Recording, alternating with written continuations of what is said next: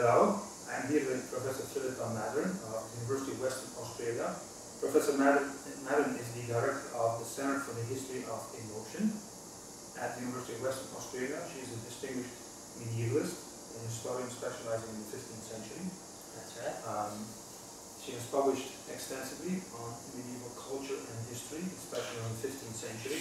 And I'm really fascinated by the titles of many of her publications. She's published on violence and social order in the early 15th century in East Anglia. She's published on women as Australian citizens. She's published on Venus and Mars, engineering, love and war in medieval and early modern Europe, sexuality and gender in history, but also on what I call triple W.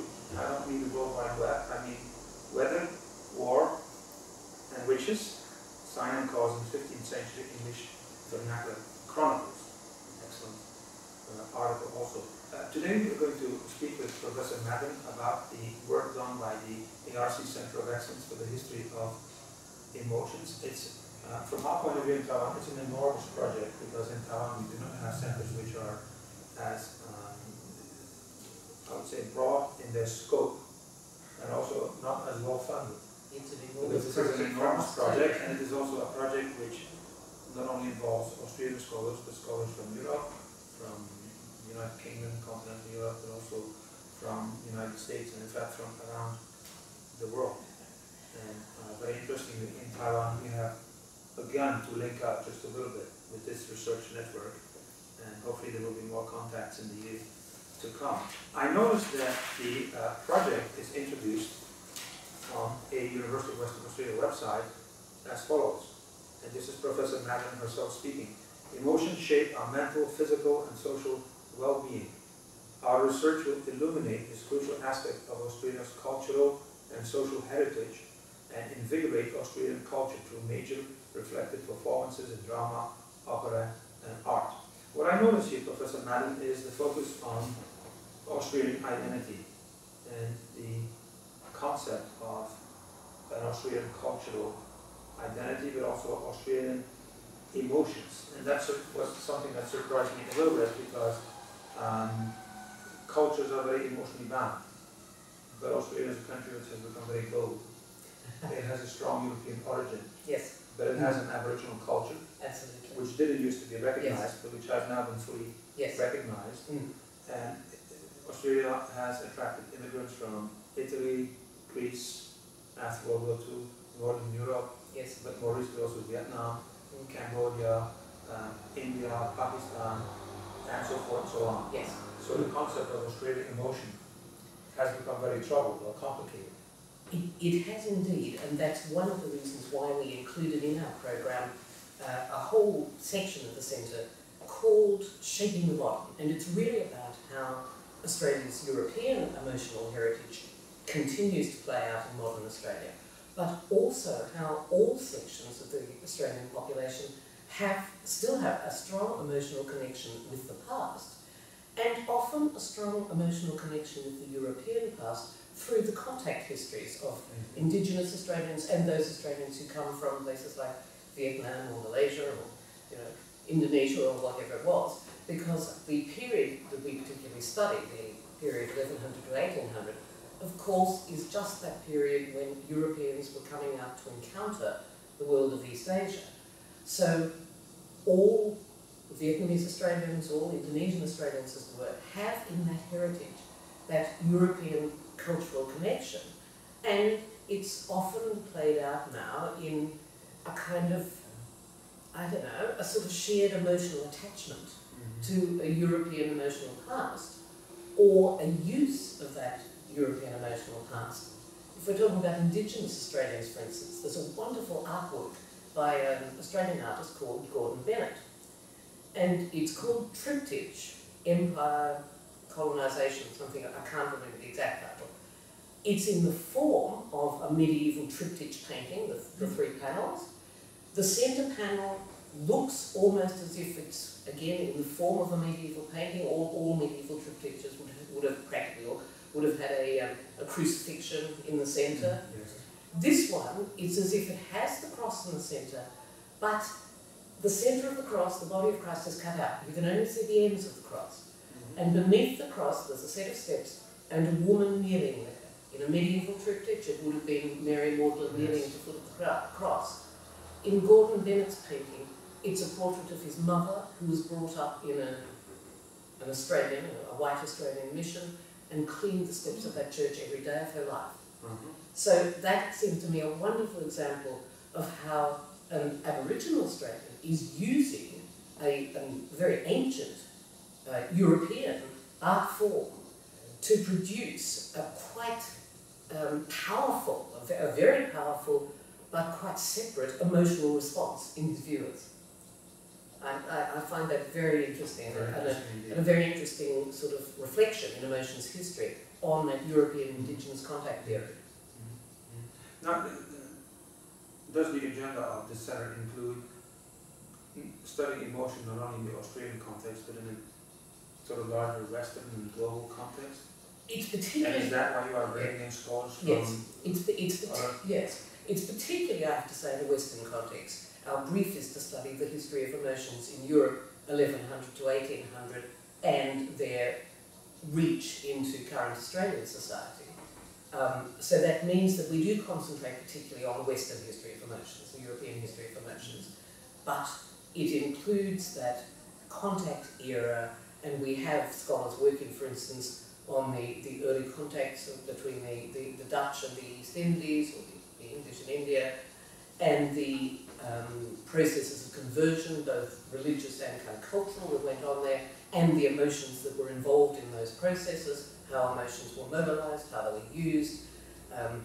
You will find European explorers at this period, for instance, even using emotions as a way of classifying the peoples they met. There are accounts of early European explorers mounting Shakespearean plays before audiences of as it might be Africans or Indians, to see what their emotional reaction is. Are they getting the right emotional response to this European cultural production?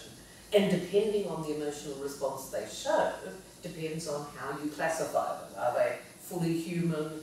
Are they your equals? Are they your near equals? Do they require civilization? All of those things may be, how can I speak, constructed around emotional identities at the time. So that has to be part of our field of study. The British heritage, of course, is very strong in Australia, and there's a kind of prejudice that British people are very reserved, non-emotional. Is that also in some ways a cultural stereotype you're trying to overcome, or entirely a modern prejudice, I have to say, or entirely a modern construction?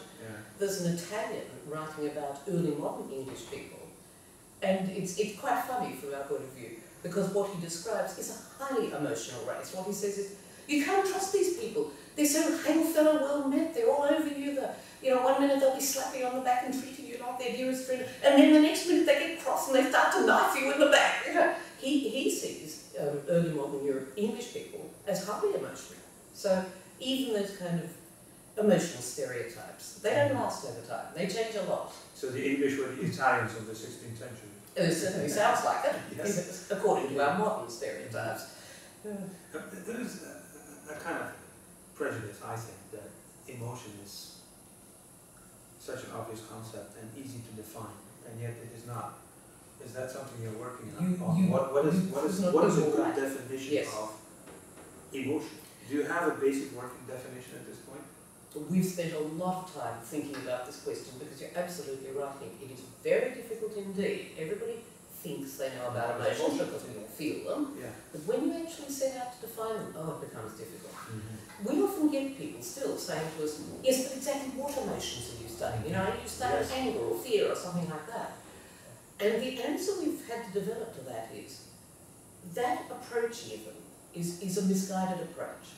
An emotion is not a thing. You can't reify an emotion and say, there's this thing called fear, and you can identify it now, and you can identify it in the Middle Ages, like as if it were, I don't know, a table or a chair, and you could study and analyse it. Instead, and we find that this is true of psychological definitions of emotion now too, instead, increasingly people are saying, no, you can't define emotions as a set of things. an emotion is always a process and a relationship.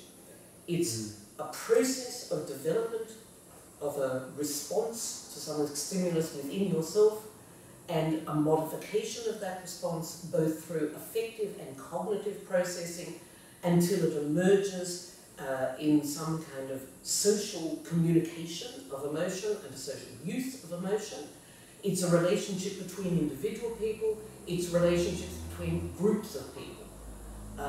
So we say that when we study emotions, that is what we're studying. We're studying those processes of constructing an emotion, those developments, those processes of expressing them, of manifesting them to other people, of calling for responses from other people, of managing communal emotions, of producing actual political results from those communal emotions. Those are the things that we're studying. We're not trying, as I say, to reify a set of emotions, say, yep, that's all the emotions there ever are or ever were, we're only going to study those. We're studying those processes and relationships. And in the course of doing that, what we find is that the kinds of emotions that are named vary very widely over the centuries. So yes, you might find medieval people talking about something that to us looks as if it's fear, and they call it maybe timor, which is supposed to be fear in Latin, that's fine. When you go into it more deeply, you find that their concept of fear covers a whole range of emotions that modern Western people often don't feel now. They will use, medieval people will use fear in the sense of justified awe and reverence. When they talk about the fear of the Lord, they don't mean fear in the sense of the Lord is going to eat me up like a ravening tiger. They mean fear in the sense of awe, of absolute kind of kneeling down wonder, as it were. That's not a kind of emotion that many modern Europeans would identify. But to medieval people, it's an absolute central definition of fear, let's say. You will also find emotions that we hardly now recognise. There's a set of drawings done by a late 17th century French artist, which were done in order to show artists of his own day how you should represent the passions, as he called them, so that people would recognise them. And again, some of them, yes, they look like, I don't know, happiness or anxiety to us. Some of them are emotions that we might name. There's a head there labelled despair. But to us, that despair looks much like rage. It's a much angrier emotion than most of the ways in which people will talk about despair nowadays. Some of them, they're almost impossible for us to understand. There's one of the heads which is a rather kind of woofy-looking female, kind of casting her eyes up to heaven, sort of like that. You know, and you show that to modern people, and you say, well, what emotion is she feeling? And they're saying, piety, I don't know. He labels it contemplation, and he evidently expects that anyone in 1690 will look at a face like that and say, oh yeah, obviously she's feeling contemplation. Where's contemplation? Where's zeal, an emotion often talked about in the Middle Ages?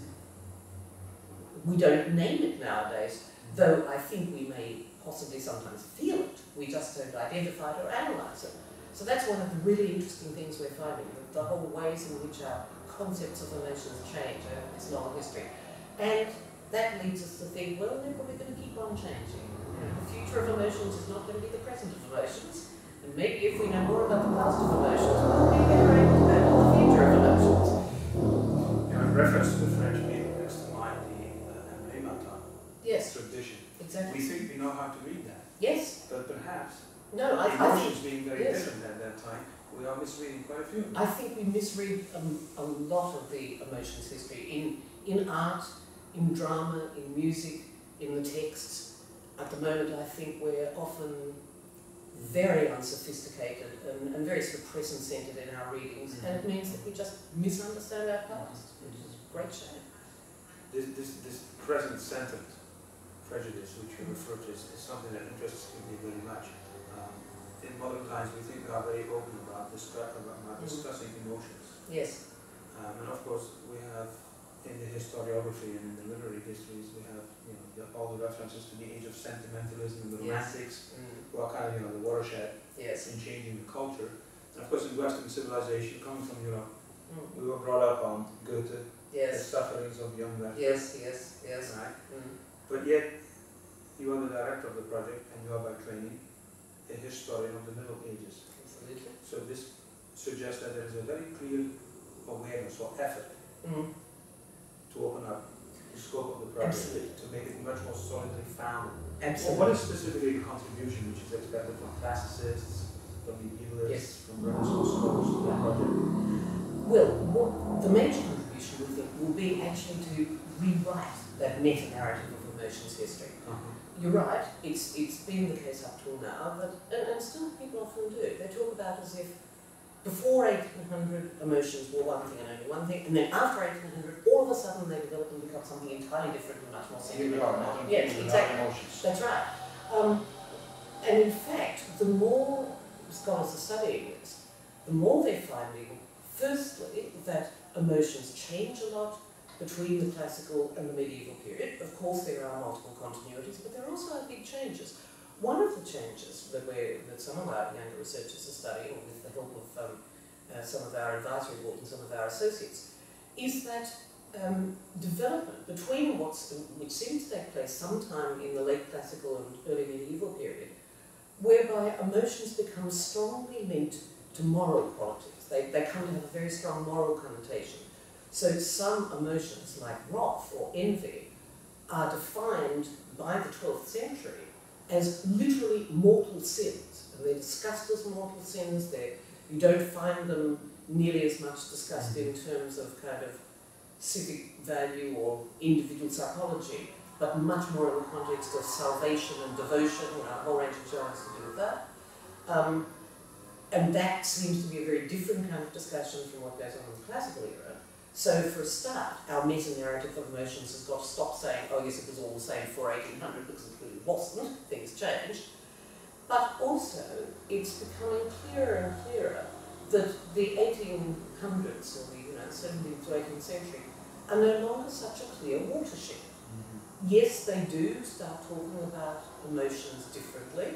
It's, in any case, in the period from the 17th century into the 18th and 19th centuries, that European languages start actually using the term emotions in any way that we would now understand. But it's not clear that there are not kind of strong, obvious, and even sort of sentimental emotions being expressed in the late Middle Ages. They're often just expressed in different genres. So you will find some of the writings of the mystics talking about the love of God. They're every bit as sentimental as a 19th century romantic novel. At the same time, it's very clear that 18th century writers didn't necessarily develop so strict a distinction between reason and emotion as has often been attributed to them. So you'll find writers like David Hume saying that, or Adam Smith even, and some of our scholars working on this, saying that there's no true reason without emotion. So that modifies, I think, our view of the role of the 18th and 17th and 19th centuries in reworking emotions and in reworking the reason-passion distinction. So I think that what's happening, not only for us, there are many excellent scholars worldwide working on emotions, and our centre can't encompass them all, but I think that one of the things that will come out of the centre is a strongly revived meta-narrative, a strongly revised meta-narrative of the long history of emotions, and a much more complex and complete one. And what will be the objective, the specific objective of the centre? Is there going to be a database of emotions? Is there going to be an encyclopedia of emotions, or can we look forward to a monograph series, or what are some of the? You've been traveling, you've been presenting at many conferences, so have some of your colleagues. We've been happy to welcome some of you to Taiwan and Tunghai. But beyond that, what kind of publishing project are you envisioning? Okay. I think I can answer that question in two ways. Somebody asked that very question at the last all-centre meeting we had, and they said, to me personally, what do you want to be the outcome?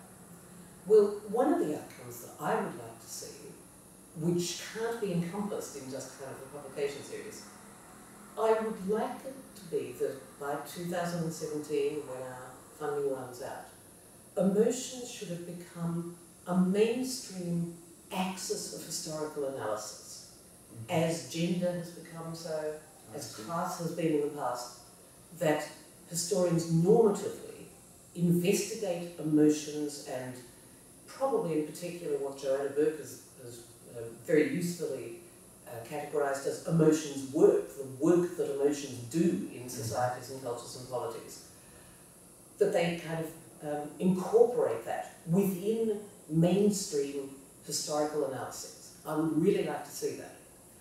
In terms of actually what we'll produce, yes, we're working on producing a big, well, it's not very big at the moment, but will be by 2007, a big wiki site, which just gives scholars access to descriptions and representations of emotions and passions and understandings of them in that period 1100 to 1800. It will incorporate kind of visual material as well as textual material, may even be able to get music in there. So that we hope will be one good outcome. There will be not one series, but several monograph and collection series. Bloomsbury Publication has asked us, for instance, to oversee their cultural history of emotions from, they run a whole series, sort of 6-volume series from, I think it's 800 BC to the present kind of thing, in that sort of series. We'll be overseeing that.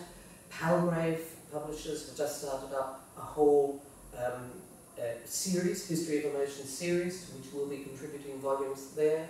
The Oxford University Press already has a series on emotions, the classical and the medieval world, and we're contributing monographs in there. Whether as a centre we think that the project is so large and the new narratives that will develop, and the new histories are so complex and multi-phased that we probably can't tie it up in one encyclopedia of emotions. Yeah. But we may well have a sort of series of capstone publications, many of them which we think will be electronic publications, that's obviously the way to go. And they would be, again, more like, I think, a monograph series, but monograph series with multiple contributions. Because the other thing about the centre is it's very strongly interdisciplinary. We're not just historians, or not just kind of mainstream historians, we're also historians of medicine, psychology, literature studies, reception studies, obviously, art historians, musicologists, performance practitioners in both music and drama, and all those things, all those disciplines, we would like to be represented in any form, any set, I might say, of capstone publications. So it's likely to be big sets of monographs rather than one monograph, just because with such a massive topic, with such a wide temporal range, we're never going to be able to sum it all up in one kind of tiny little monograph. It's going to be much more various than that. And I find it very interesting that Australia is becoming one of the centres of this new research, because we love it. I think we have a much better opportunity to be kind of off-centre and interconnected and global than a university, let's say North American or perhaps European research network would have. There would be, I think, certain kinds of intellectual paradigms and things that might skew the research towards a certain kind of point of view.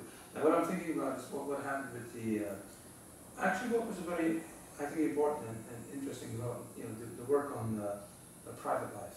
Yes. Which was so important in France. Yes, exactly. There's so much interesting work being done. But in some ways, looking at it back after the fact, it ended up being something kind of European in a way. Yes. That's a good point. I wouldn't like to say that Australians have a kind of natural born advantage, because there's so much good work being done in the Max Planck Institute under Ute Frebert's direction in Berlin, and in the Queen Mary Centre for the History of Emotions too. But it is true, it is firstly true that, as you've already said, Australians have very varied cultural backgrounds. We have Australians from every part of Europe whose connections run back to every part of Europe.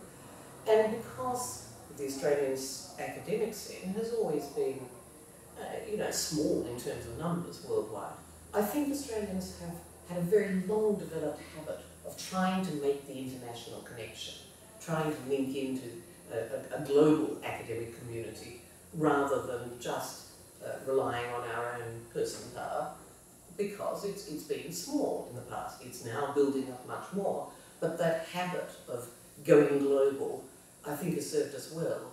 And the Australian Research Council has been very helpful here. They ran a program a while ago now, in which they funded what they called research networks, and we managed to get funding for a network in early European research, which was this medieval and early modern period. And that too enabled us to network much more effectively and start setting up those international connections, and has been a real basis from which we can now build in the ARC-funded Centre of Excellence for the History of Emotion. So yeah, I think there's been a bit of a vision, both in Australian academia and in Australian academic funding, that's enabled us to go global and provide a kind of globalised perspective, for which we're extremely grateful. Yes. And we're also very grateful for this interview. Having spoken about emotions and the history of emotion, I would like to end with a very warm and very sincere, genuine word of appreciation for Professor Maddern. We look forward to the Wikipedia, maybe the Emotionpedia, or something like that in years to come, and also the monograph series and perhaps further conferences that will take place in Australia and elsewhere. Oh, definitely. About this subject. Thank you very much, Professor Maddern. Thank you for having me.